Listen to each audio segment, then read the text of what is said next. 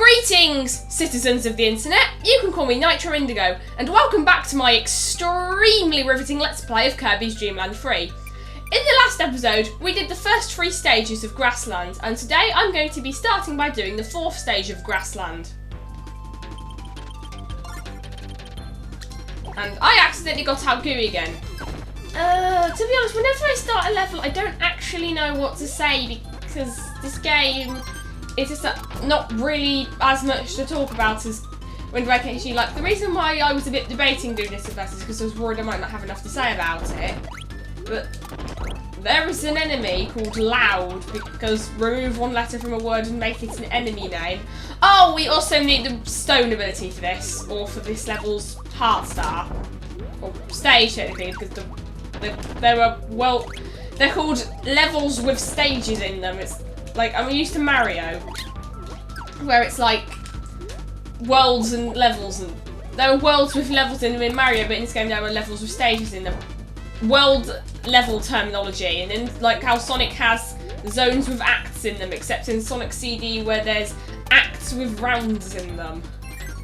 Speaking of Sonic, last episode I had like this whole rantamble thing about why I didn't like Sonic games being realistic, and to be honest, when I look at like Let's Plays of Sonic Boom Rise of Lyric, because I've never played that game, because I've barely played any actual Wii U games trademark, I just get like, I get what they were going for feelings, because it's like, it's all like jungly and stuff, and it has ruins in it, and there's this one piece of music I really like that goes da da da da da da da da da da. And I actually don't know which way to go, so I hope this is the right place. Oh, it's a bunch of friends. I haven't played this game for a while, and I haven't played the stage in a while because this was the first heart star I ever got, so when I went back through the whole game to get the heart stars, I did this. Oh, I got invincibility, that's cool. I had to do the game to get the heart star. Basically, the first time I played this game, I didn't bother with the heart stars because I didn't think they did anything, or I didn't know how to do them, so I just ignored them. But this was this level's heart star was one of the few ones I actually got the first time around. Also, I have a cold, which is why you might have heard me sneeze there. Or I have had a cold recently. It's going away now. Anyway, Sonic Boom Rise of Lyric, I really liked what they were going for with the whole jungly thing, but the game, I've never played it, I'm in no position to hate it, but it is very strange and I didn't get that ability because why not? It's fire if you couldn't tell. And this is Goku. He is from a Japan-only Famicom Disk System game called Yuyuki. Not to be confused with Goku from Dragon Ball, who's not in Smash Bros because he's not a video game character. Actually, that reminds me, I got hit by an enemy that I didn't see. Oh, it's these guys, these Stalagmite-Ulcers. That's what I'm going to call them. That's not what they're called, but I'm going to call them Stalagmite-Ulcers. And these are the Anemone-Things. In post, I shall put up what the names of these actual enemies are on. The actual names of these enemies are on screen. I always have this weird habit of referring to everything by weird names in this game, because the enemy names aren't really memorable, because half of them don't really look localized. Like, people will say, oh my gosh, localization is a disrespect for the original Japanese language, but really, how would Animal Crossing feel if everyone talks in Japanese cultural references you didn't understand, because it's supposed to feel like home? I mean, I can understand why people would be complaining about things removing Japanese cultural references for being so explicitly supposed to take place in Japan, but Animal Crossing doesn't, to name a random example. I was about to say remove the Japanness, and that sounds a bit weird. And years ago, I used to go on FimFiction, mainly for Pokémon crossovers, and then someone in the gaming forums made a thread about localization, and then someone replied basically saying that they were a troll or something, because oh my gosh, giving anything other than the direct translation is disrespecting to the original, because the irony is that a troll was accusing someone else of being a troll, basically, and I need to get rid of Nago if I want to get down there. No, I don't actually. And there was also Choo Choo. I don't really like using Choo Choo because she's not very versatile. Yeah, I can't wait for Nighty to make the general, not just My Little Pony fanfiction site he said he was going to make, because this is Chow, the girl is.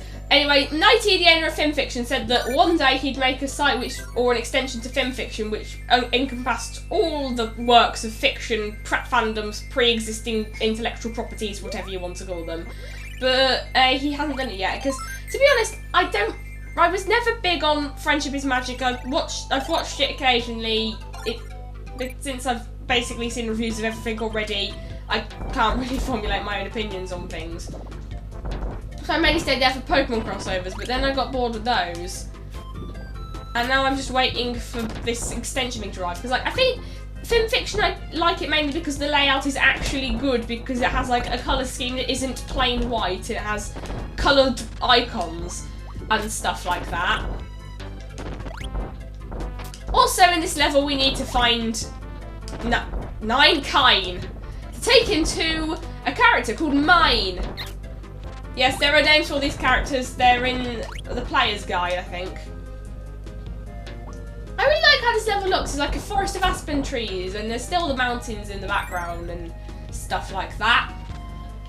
I am not good at commentary. I really hope I improve at this, because at the moment I'm just stumbling over my words and just talking about random things and stuff. I mean, that's kind of what you do in the Let's Play, but this game... Do you have, like, have you ever seen my, like, very first gameplay video of any form thing? The Kirby Nightmare in Dreamland one, because basically I am completely unflinching to what is going on in the game, which is why I didn't think it'd make an interesting Let's Play, and we don't need any of those guys. This is Kine, if you couldn't tell. Because, like, it's that kind of game you can just, like, play it in your sleep, so to think.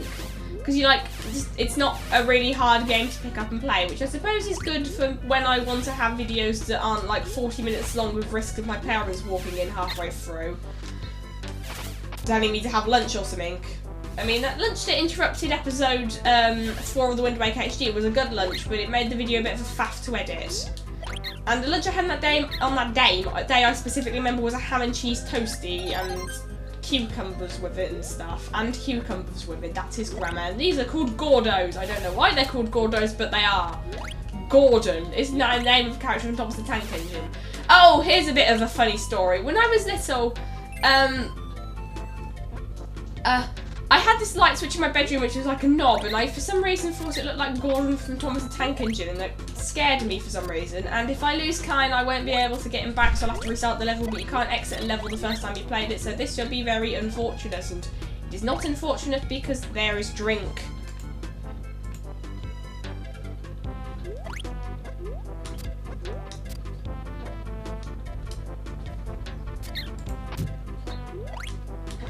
And sorry about that, I was just checking if I was recording game audio. I didn't want to make any stupid mistakes.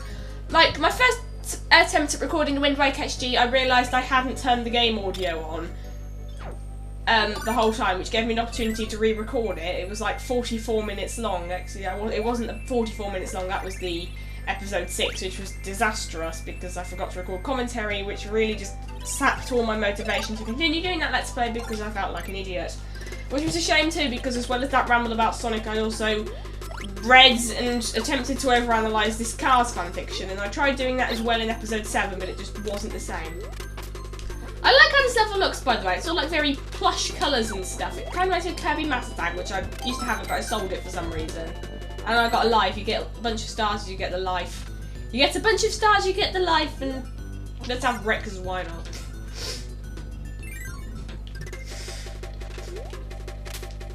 I really like this music, by the way. Like, it's evocative of Green Greens, the Kirby theme.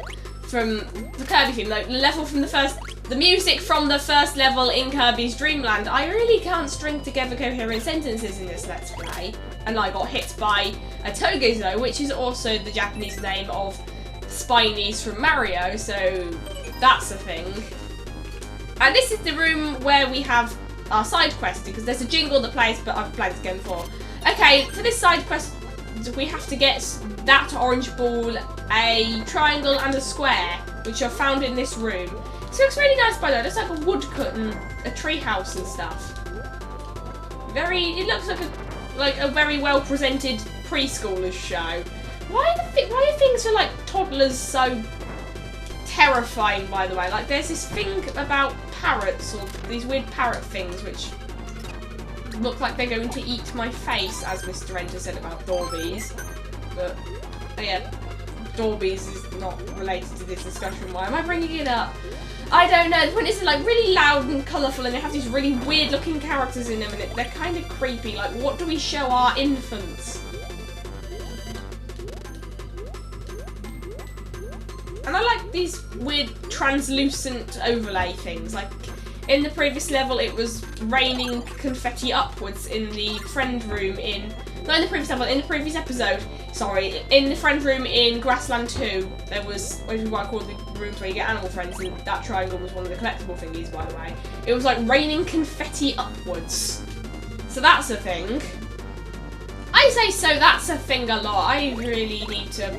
I should stop being hard on myself because these videos won't be entertaining to watch if I keep doing that. Also, apparently eating those spiders hurts you.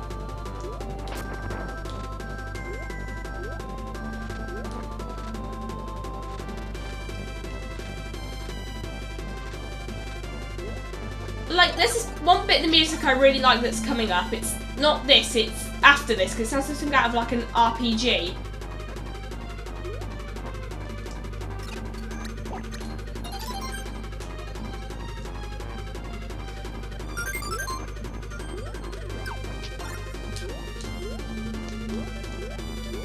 Yeah, it was like that violin-like instrument. I'm not good at identifying instruments, especially of the MIDI variety. Basically, for those of you who don't understand music, MIDI instruments, all you need to know is that they're not real instruments, they're sound bites that sound like real instruments. Or something.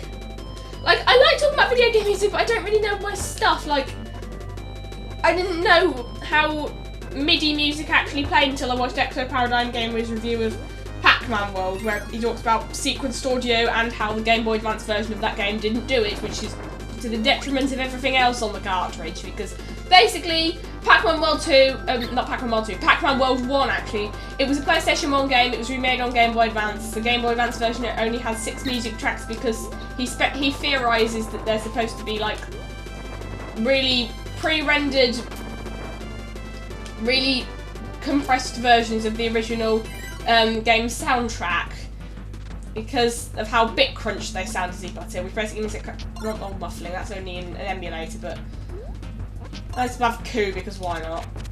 Actually we haven't had him yet in Grassland 3 when I was talking about Pokemon Super Mystery Dungeon.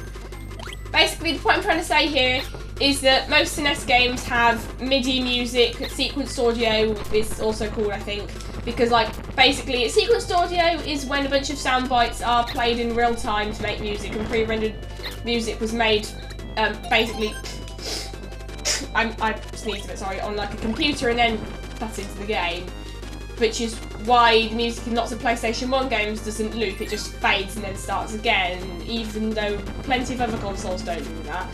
Okay, here's what we get. MIDI music is good for like having dynamic music where basically it can change, it changes like depending on what you're doing. Like how in the Wind Waker, like in the mini-boss music, you get like beats whenever you hit the mini-boss.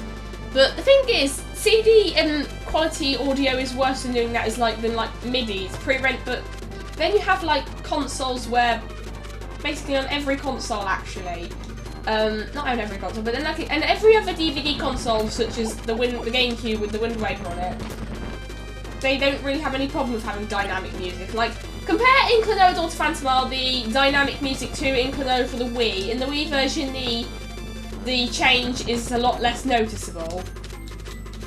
Also, that game just looks really bloom-shaded, the remake of it. I know, well, someone pointed out already on a YouTube comment about that video where they were playing on the emulator and putting the shaders up and it was really weird. But like, I don't know why, but bloom shading seems to look really subconsciously unpleasant. Like, lots of people have that problem with the Wind Waker HD, but I don't. And I think Cars 2 might also be bloom shaded, and that's why the animation just looks weirdly unpleasant to me.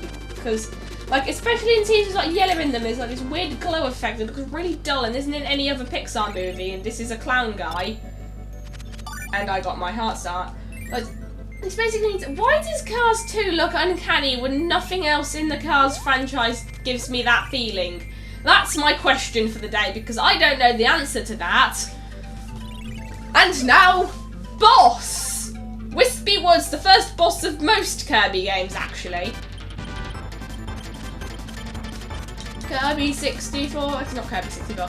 Okay. Basically, Kirby 64's mini-boss theme. Kirby 64 is a sequel-ish kind of maybe to this game. And the red bar you see is the boss's health and I got hit and I'm on my last hit point and I died. Yay! Kirby 64's mini-boss theme. It appears in lots of other games. I don't know why it's in lots of later Kirby games, because it's like the only thing from what people call the Dark Matter trilogy, which is Kirby's Dream Land 2, Kirby's Dream Land 3, and Kirby 64, the Crystal Shards, that like appears in later games. But this kind of has a similar beat to that, despite coming first. So like whenever I hear the mini-boss theme, I'm always compelled to sing Kirby 64 over it. Oh, and here's another funny story. The mini-boss theme is in Kirby Mass Attack, and what's also in Kirby Mass Attack is King Dedede's theme, except it's the theme for all the bosses. So I remember after playing Kirby's Dream Land, or replaying Kirby's Dream Land, I can't remember exactly how it was, after playing Mass Attack, and I just recognised King Dedede's theme as the boss theme from Mass Attack. So that's a thing. If you've gotten all the heart stars in the world and then fight the boss, you'll never be able to fight the boss again. You'll just get a static screen and a warp star. What is a warp star? It will appear soon. These cutscenes are really nice though.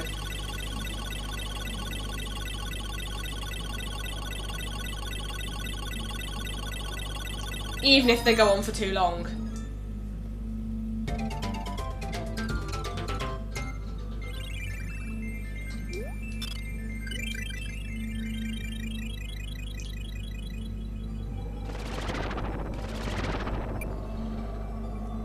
Next time in my extremely riveting Let's Play of Kirby's Dream Land 3, we shall be going into Level 2, Ripple Field.